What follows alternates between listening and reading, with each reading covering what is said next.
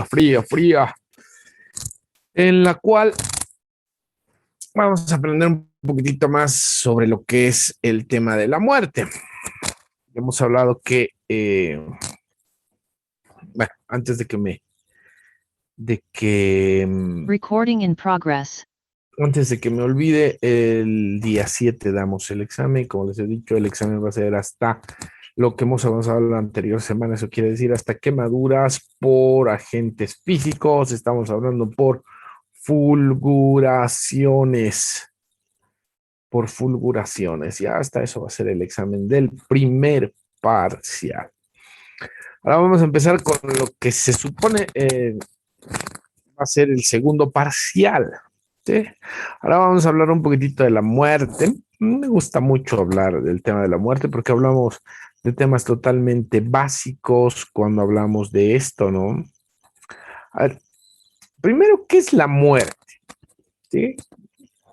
Tiene dos palabras griegas que son una tanatología, anatos, que quiere decir muerte, ¿sí? Y logos, estudio, tratado.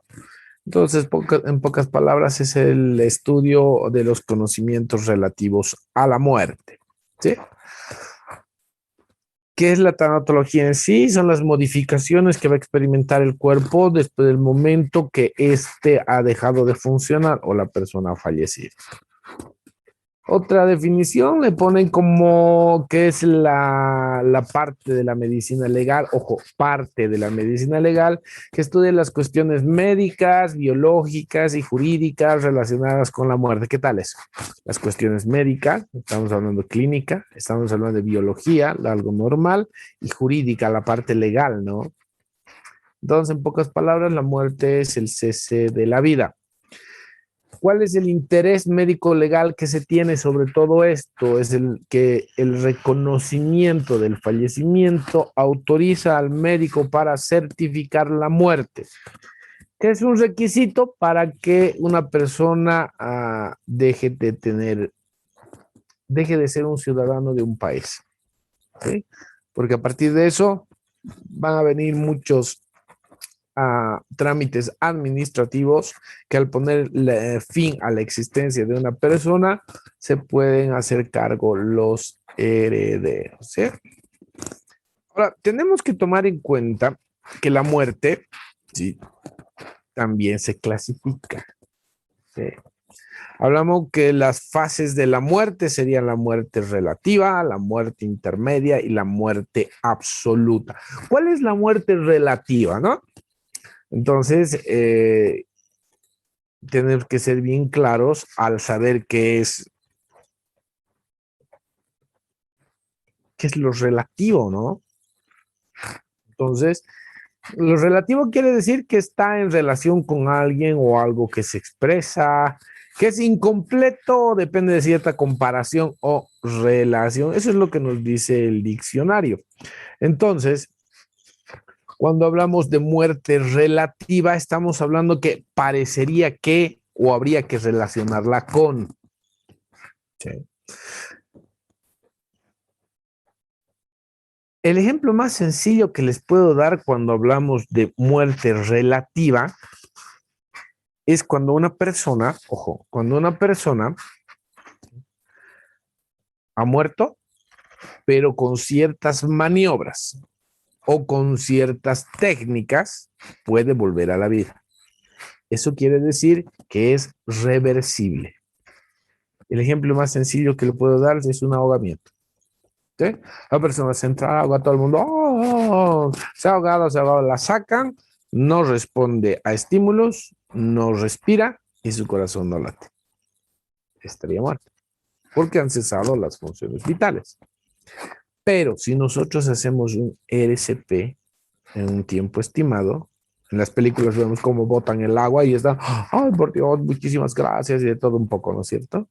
Las personas vuelven a la vida. A eso se llama la muerte relativa, porque con técnicas o maniobras pueden volver a la vida. En cambio, la muerte intermedia ya es irreversible. Eso quiere decir que por más que hagas lo que hagas, la muerte ya está establecida y las personas no pueden volver a la vida. Sí, no pueden volver a la vida. Entonces, aquí el restablecimiento ya no existe. Pero, ojo, todavía hay unas células que siguen vivas. ¿Sí?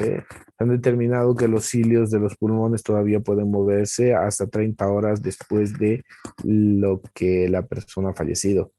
¿Y por qué todavía hay células vivas? Porque no todas las células mueren en un solo instante, como la mayoría de nosotros piensa. En cambio, cuando hablamos de la muerte absoluta, ya estamos hablando de que la vida de cualquier célula a nivel del organismo ya no existe. Ningún tipo de vida. ¿Sí? Genial. Los tipos de muerte, vamos a ver dependiendo desde qué punto de vista se ven, ¿no? Por ejemplo, desde el punto de vista anatómico podemos hablar de la muerte somática, más son relacionados a lo que hemos hablado. ¿Qué es la muerte somática? Es la detención irreversible de las funciones vitales en conjunto. ¿Qué quiere decir? Corazón, pulmones y sistema nervioso se abonen, están abolidos. ¿Sí? Pero ojo, estamos hablando de las funciones vitales, cerebro, corazón y pulmones. En cambio, la muerte celular es la muerte de todo el conjunto celular del organismo.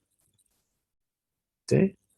Esa es la idea de la muerte celular, hablando anatómicamente.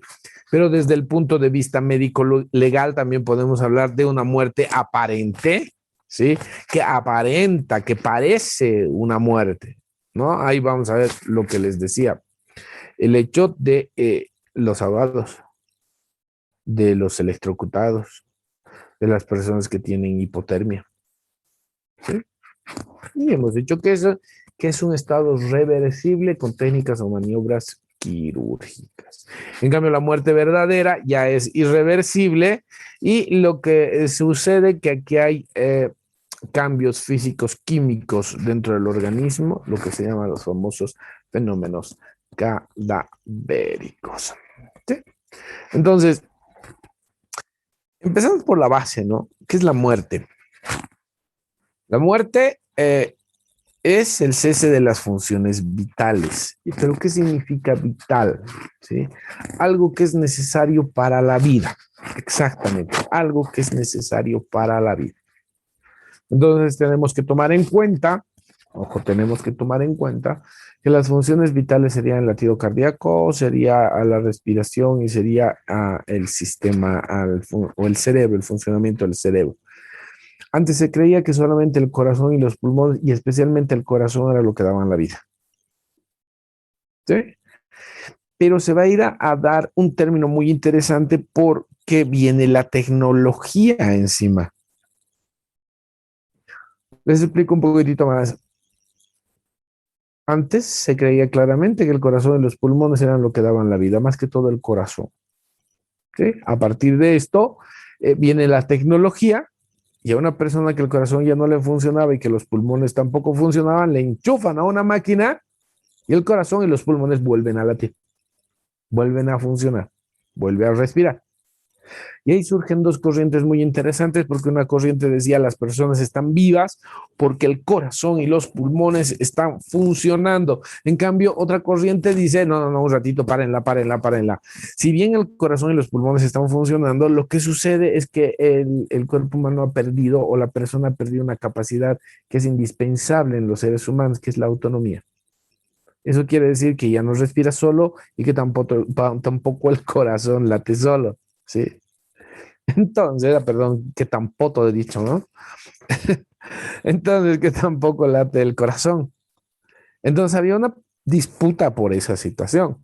Entonces, se reúne una comisión en Harvard en 1969 y empiezan a dilucidar esto.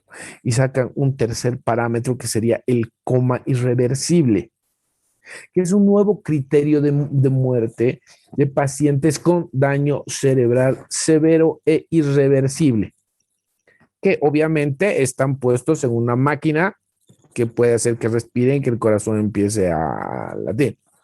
Esto se da más que todo por el tema de que se ponía en boga el tema de los trasplantes, ¿sí? Entonces, ya no, a partir de ese momento, ya no el corazón se vuelve en el órgano funcional vital de la vida, sino que empieza también a ser el cerebro. ¿Por qué? Eh, porque el órgano que debía estar dañado y debería definir la vida de la persona, sí o no, ya llega a ser el cerebro, ya no el corazón. ¿Sí? Pero esto es claro que ponen unos ciertos parámetros, no dicen, que ya no responde, está en un coma y por lo tanto, no. Lo que tiene es que tiene que existir ciertos parámetros para determinar el coma irreversible. Como primer punto tiene que existir coma, ¿no? Pero tiene que existir una ausencia completa de conciencia, motilidad y sensibilidad.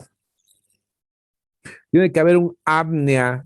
La respiración no debe ser espontánea, eso quiere decir que esté metido a máquinas. ¿Sí? Tiene que haber ausencia de reflejos. Esto significa que los pares craneanos y tronco cerebral no debe estar funcionando. Y por último, lo más importante, que el electroencefalograma tiene que ser plano o isoeléctrico. Eso quiere decir que no debe existir ningún tipo de actividad eléctrica dentro del cerebro. A partir de esto, se puede determinar que la persona está en un coma irreversible, por lo tanto se la diagnostica como muerta. A partir de ese momento se habla de que la persona está muerta cuando el corazón, pulmones y el cerebro dejan de funcionar. Ese es el criterio mayor que se adopta con el tema de la muerte. ¿Sí? Ahora, hablando del diagnóstico de la muerte, vamos a hablar de dos componentes o de dos órdenes como nosotros podemos comprobar si una persona está muerta. ¿Sí? Estamos hablando de la abolición de la función de los grandes órganos o de los órganos de la vida. Estamos hablando el tema corazón, pulmones y cerebro. Esto es relativo, ya hemos hablado, ¿no? Que puede existir el momento en que una persona puede parar el corazón, los pulmones y el sistema nervioso o el cerebro, y con maniobras o con técnicas pueden volver a la vida. Por eso estamos hablando de que es un tipo de carácter, una orden, un tipo de orden relativo, porque podría ser reversible como irreversible, el cese de las funciones vitales. En cambio, cuando existen modificaciones bioquímicas dentro del organismo o dentro de los tejidos del cadáver, ya estamos hablando que es una muerte absoluta. Esto quiere decir que hagamos lo que hagamos, la persona ya no vuelve a la vida. A ver, vamos a hablar bien interesante primero vamos a hablar de la parada de los órganos mayores, ¿sí? Vamos a hablar de la parada del corazón. Eso significa, es muy fácil, ¿no? El corazón, ¿qué es lo que hace? Empieza a latir. A partir de que latimos, circula la sangre, por lo tanto hay circulación. Como circula la sangre, va a existir pulso. Como existe pulso, va a existir presión. Entonces son colaterales, simple y llanamente por el hecho del latido cardíaco. Entonces nosotros, para determinar si una persona funciona o no el sistema cardíaco o cardiocirculatorio, tenemos que ver, primero, si existe una ausencia prolongada del latido cardíaco. ¿Sí? Lo primero, ¿hay latido cardíaco o no?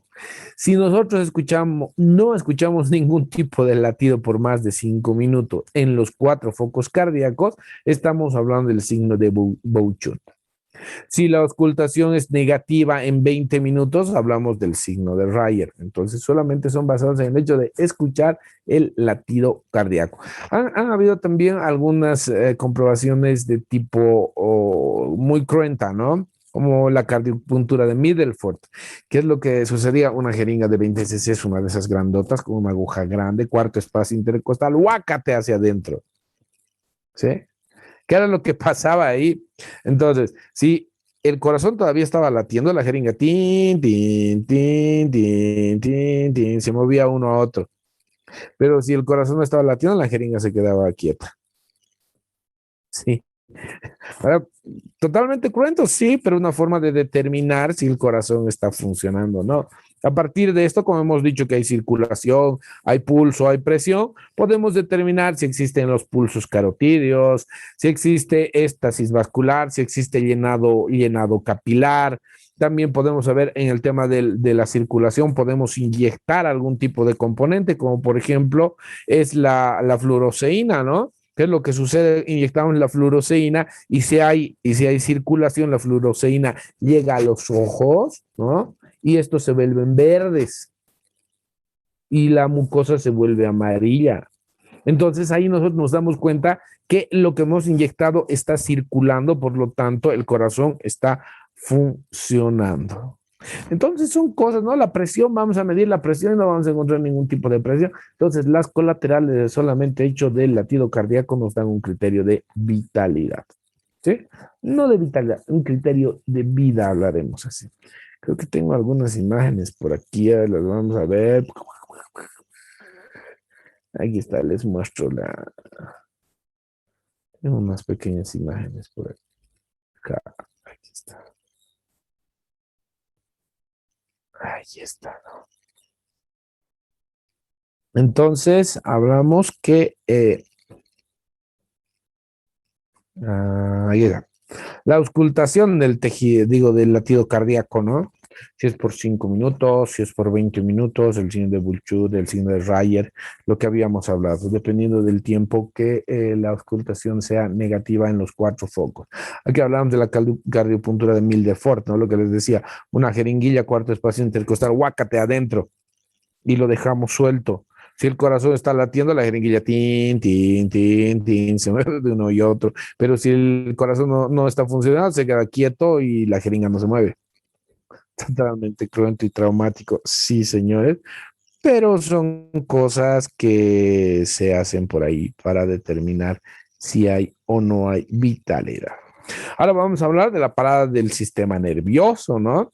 Estamos hablando de que las funciones del cerebro, estamos hablando de las afectivas, activas, intelectuales, reflejos, y todo lo que conocemos del funcionamiento del sistema nervioso se van a abolir. Eso quiere decir que si nuestro cerebro no funciona, perdemos el conocimiento, o sea, pérdida de la conciencia, ¿sí? Vamos a perder los reflejos, ¿sí? Todos los tipos de reflejos, ya sean reflejos directos, reflejos primitivos, todos los tipos de reflejos se van a perder, ¿sí? Como a nivel del sistema nervioso también nosotros podemos mover los músculos a voluntad, como el cerebro no funciona, por lo tanto existe una flacidez e inmovilidad de los músculos. Hemos hablado que también todos somos válvulas, ¿no? Doctor, como válvulas, sí, o sea, todo funciona en base a las válvulas, vamos a poner las válvulas de los vasos, ¿no? Son unas valvulitas así, tricúspide, mitral y todo lo que ustedes quieran, válvulas, ¿no? Entonces, en los vasos, para que, ¿cómo hace que la sangre suba desde los pies hasta el corazón y no retorne? Fácil. Cada bombeo se abren las válvulas, sube la sangre, ¿no? Para que no baje, esto se vuelve a cerrar y se queda. Entonces, cada pulso es uno arriba, otro abajo. Uno arriba pasa la sangre y la tapa la sangre. Pasa la sangre, tapa la... Y por eso va subiendo como con escalas. Genial, ¿verdad? Todo es válvula.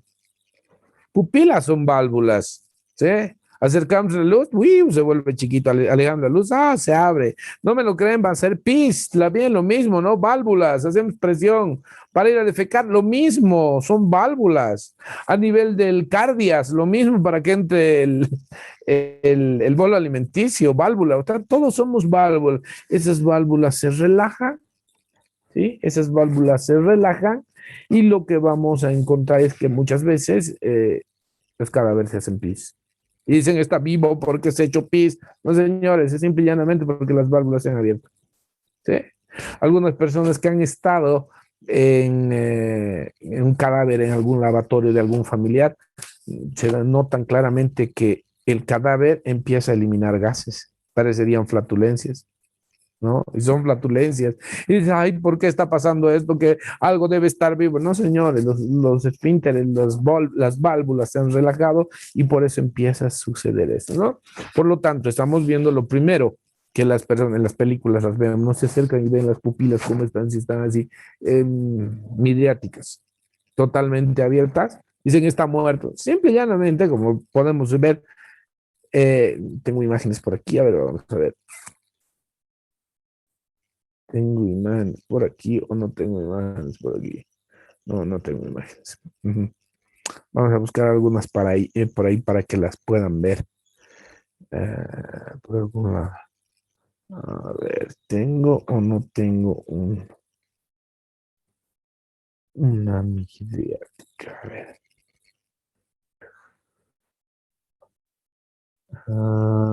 Aquí tengo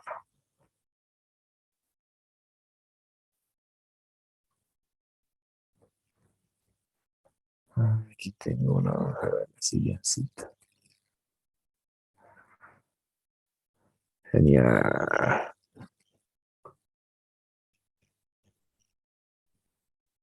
¿Dónde vivo? Aquí vivo. ¿Qué tal esa midriasis? Brutal, ¿no? Por eso les digo, todos somos válvulas y nos vamos a abrir. Todo lo que hacía funcionar el sistema nervioso central a nivel del cerebro deja de funcionar. Y eso significa que, sí, eso significa que no vamos a sentir dolor, no va a haber sensaciones, no va a haber absolutamente nada. Entonces, vamos a hablar de la parada respiratoria. ¿Sí? Dejar de respirar, algo bien sencillo. ¿Qué es respirar? Metemos oxígeno, hay intercambio con el dióxido de carbono, el dióxido de carbono sale al exterior y el oxígeno pasa a la circulación por la vía de la pulmonar al corazón y el corazón al resto del cuerpo y ya sabemos el famoso circuito, ¿no? Entonces, que sirve para la oxigenación. Entonces, el intercambio entre oxígeno y dióxido de carbono se llama respiración. Cuando ese intercambio entre oxígeno y dióxido de carbono es interrumpido a cualquiera de los niveles, se llama asfixia, así de fácil. ¿Sí? Entonces, de nuevo, el intercambio entre oxígeno y dióxido de carbono se llama respiración. Cuando este intercambio es interrumpido en cualquiera de sus niveles, puede ser nivel alto o puede ser un nivel inferior, se llama una asfixia, ¿no? Entonces, tenemos que ser bien claros que la respiración cesa un poco antes que la circulación. Es decir, el último suspiro es lo que pueden decir, ¿no? Entonces, es bien fácil. Si nosotros respiramos, van a haber colaterales que nosotros podemos ver, igual que en el corazón latía, había circulación, había presión, había pulso, había llenado capilar, todo lo que ustedes quieran. En la respiración sucede lo mismo. ¿Por qué? Porque si yo estoy respirando, o sea, meto oxígeno a mis pulmones, voy a poder escuchar el murmullo vesicular, voy a poder ver la expansión torácica, voy a poder ver el aleteo nasal, ¿sí? Voy a poder acercar un vidriecito a la nariz y a la boca, lo que se llama el famoso reparo de Winslow, y se puede empañar. Porque simple y llanamente porque yo estoy viendo, ¿no? Colaterales que vienen con la simple respiración. ¿Y por qué se empaña, doctor? Porque exhalamos aire caliente. Entonces, si empañamos ese espejo, ese vidrio, todo lo que ustedes quieran, significa que estamos botando todavía aire. Por lo tanto, al botar aire, las personas están vivas. ¿Se dan cuenta que no es tan complicado el hacer todo eso? A esto se llama hacer clínica, porque si nosotros auscultamos, si nosotros vemos presión, vemos pulso, latido cardíaco, hacemos Glasgow en esta situación, ¿no? Hacemos Glasgow. ¿Por qué? Porque en Glasgow vamos a ver mejor respuesta verbal, mejor respuesta motora, mejor respuesta sensitiva. Estamos hablando de la apertura y vamos a poner una clasificación. Estamos haciendo clínica. La mayoría de nosotros pensamos que la clínica es simple y llanamente para el hecho de determinar una patología o enfermedad, pero también la clínica nos sirve para determinar si una persona está viva o está muerta, por si acaso. Ahora, ¿qué es lo que va a suceder?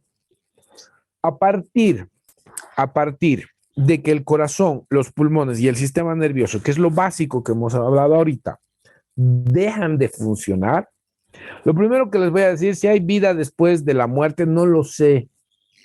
y tampoco se los voy a decir el día que sepa.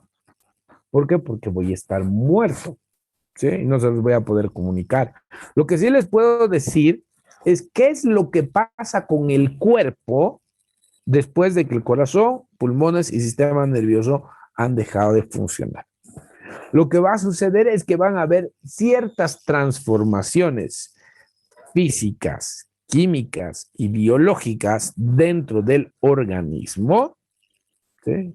A lo que nosotros llamamos los fenómenos cadavéricos. ¿Sí? Facilito, ¿no? Entonces, a partir de esto, nosotros podemos clasificar la muerte, ¿no? Porque hay una clasificación interesante. Tengo por aquí una imagen, tengo por aquí una imagen de la clasificación de la muerte. Sí, aquí está.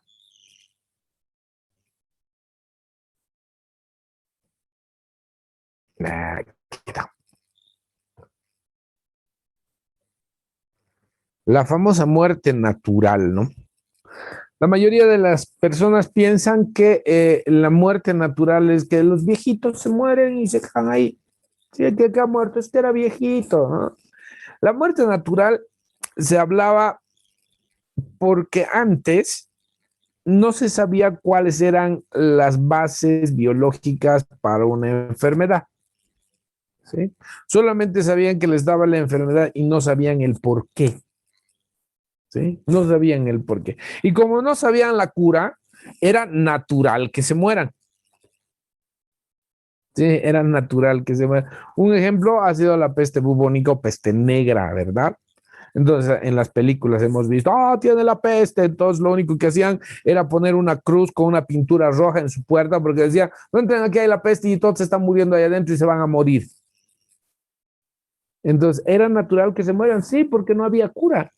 Y la enfermedad hacía lo que tenía que hacer y las personas era natural que se mueran. O sea, no podían, rezaremos para que no se mueran. No, no mames, les daba la peste negra y se morían. A eso era lo que se llamaba como el término de muerte natural, ¿sí? Que el día de hoy ya no se usa porque se conoce la mayoría de las patologías por las que mueren las personas. Un ejemplo muy interesante ha sido cuando ha venido este famoso COVID, ¿no? ¿Por qué? Porque la gente no sabía por qué moría específicamente hasta que se han hecho las pinches autopsias y se ha determinado que es por una lluvia de citoquinas, que lo que va a causar es la presencia de coágulos a nivel del pulmón, que estos van a causar que estos se taponen y no va a existir el intercambio entre oxígeno y dióxido de carbono, por lo tanto, van a morir por una asfixia. ¿Sí? Así de fácil. Eso es lo que se ha determinado. Pero a un principio decía, es muerte natural porque no sabemos por qué están muriendo. Así de fácil. Entonces, cuando hablamos de muerte natural, hablamos de eso. Cuando veamos el tema de certificados de defunción, ya te van a tener un criterio más claro de qué es lo que hay que poner. ¿Sí? Ya vamos a llegar a ese punto. Hablamos de la muerte violenta. ¿Sí? Las muertes violentas están caracterizadas por tres cosas muy interesantes, ¿no? Dentro de la figura jurídica vamos a hablar. Las muertes violentas son aquellas caracterizadas por el suicidio, el homicidio y el accidente. ¿Sí? Así de fácil. Suicidio, homicidio y accidente. Eso quiere decir que cuando una persona mata a otra, es una muerte violenta. Cuando una persona se autoelimina, es una muerte violenta. Y cuando alguien muere por un accidente, lo que conocemos como un acto o no, ahí se me ha ido. Un accidente es una acción no prevista y que puede llevar a la muerte. Entonces, en ese caso también hablamos de muerte violenta. Se caracteriza esas tres cosas. Ahora, puede ser el accidente por varias causas, ¿no? O el suicidio o el homicidio puede ser. ¿Por qué? Porque alguien te golpee, porque alguien te pegue, porque te electrocute, porque te queme, no sé, porque te intoxique, porque te envenene, ¿no? Es la diferencia entre un medicamento y un veneno, ¿cuál es la dosis, no? Eso ya vamos a llevar en toxicología, no se preocupe. Entonces, bien facilito, si tú le das mucha dosis de medicamento que le va a hacer bien a una persona, la matas. ¿Por qué? Por envenenamiento, es así de fácil. La diferencia entre un veneno y un medicamento, solamente es la dosis. Entonces, a eso se caracteriza la muerte violenta, que es la muerte sospechosa o también llamadas muertes dudosas. ¿Qué es la duda? No saber si algo es cierto o no, no saber qué es lo que ha podido pasar. Entonces, lo que va a suceder es que las causas son desconocidas y no podemos saber a ciencia cierta qué es lo que ha pasado. Por lo tanto, ojo, por lo tanto, estoy grabando la clase. Ni estoy bien. Sí, estoy grabando. Entonces, si tienes duda de que ha muerto una persona, a eso se llama la muerte sospechosa o dudosa. ¿Sí? Y después hablamos de las muertes súbitas, ¿no? Las que son las muertes súbitas no son aquellas más que determinan súbito, quiere decir rápido, las muertes que son rápidas, que tienen su característica. Pero la clasificación de la muerte va más o menos por esos parámetros. Sí, bien facilito, ¿no? Es una belleza hablar de este tipo de cosas. A ver, cuando hablamos de los fenómenos cadavéricos, lo primero que vamos a hablar es de la data de la muerte. ¿Sí? Porque hemos dicho que los fenómenos cadavéricos van a ser los cambios físicos, químicos y biológicos que existen, ¿no? Que existen a nivel del organismo, después de que el corazón, pulmón y sistema nervioso han dejado de funcionar. Ahora, lo primero, cuando nosotros nos enfrentamos a un cadáver, ¿no? Les va a pasar alguna vez a ustedes en el ejercicio de su profesión, especialmente cuando están en provincia o cuando están en guardias y fallece alguna persona, ¿sí? Por causas no conocidas, eh, causas de tipo legal, hablaremos así, un accidente. Lo primero que viene la policía y te dice, ¿hace cuánto ha muerto y de qué ha muerto? Son las dos primeras preguntas que te hacen. ¿Sí? Así de claro. ¿De qué ha muerto y hace cuánto tiempo? Porque dicen, él es doctor y él sabe absolutamente todo eso. ¿Sí? Entonces, ahí hablamos, ¿hace cuánto tiempo ha muerto? Estamos hablando de la data de la muerte, que es simple y llanamente un cálculo aproximado, ¿sí? Basado en datos que tienen un margen de error variable, que va a ser mayor el error mientras más tiempo haya pasado de la muerte de una persona. No le entiendo, doctor. Sí. Entonces, que sí, mientras más tiempo pase de la muerte de una persona, el margen de error se hace más grande. ¿Sí? Se hace más grande. Entonces, ¿qué quiere decir? Que para dar la data de la muerte, nosotros lo que debemos hacer es el examen del cadáver, verificar el sitio donde ha pasado, el lugar del hecho, y por último, las condiciones del medio ambiente. ¿Sí? Porque muchas veces la data de la muerte no va a correlacionar con las lesiones que nosotros encontremos en el muertito. Entonces, para saber hace cuánto tiempo ha fallecido una persona, nos vamos a basar en los fenómenos cadavéricos. ¿Sí?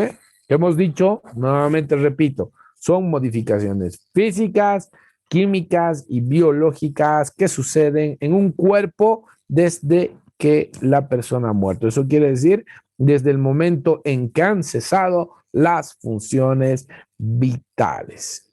¿Sí? Entonces, a ver, tengo que un esquema por aquí, a ver, les muestro.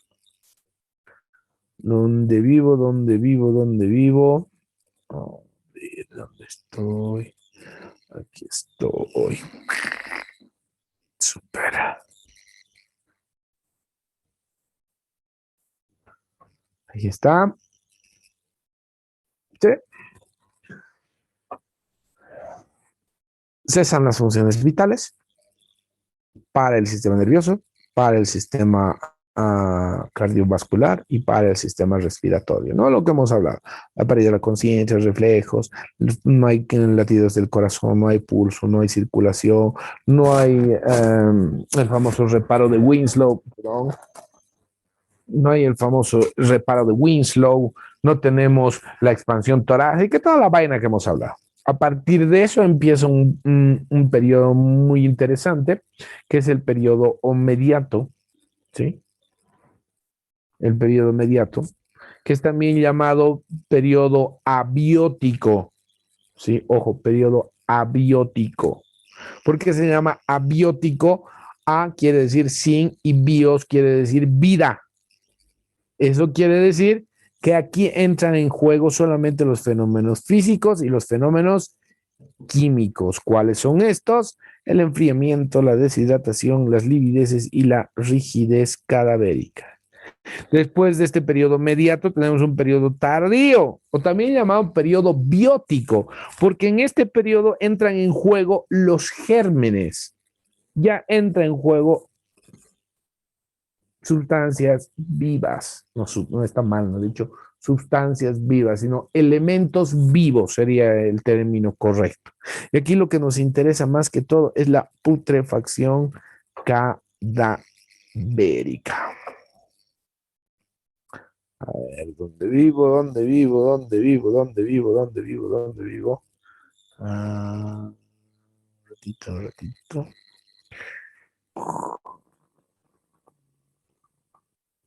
Aquí está.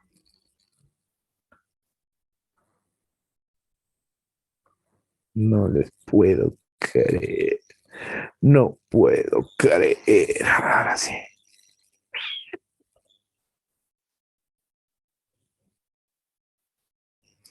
Super. Los signos positivos de la muerte, los fenómenos cadavéricos. 4. Deshidratación, lividez, rigidez y enfriamiento. La deshidratación no es más que la pérdida de líquidos. La rigidez, estamos hablando que es ponernos duro. El enfriamiento es la pérdida de calor y las livideces son manchas de posición.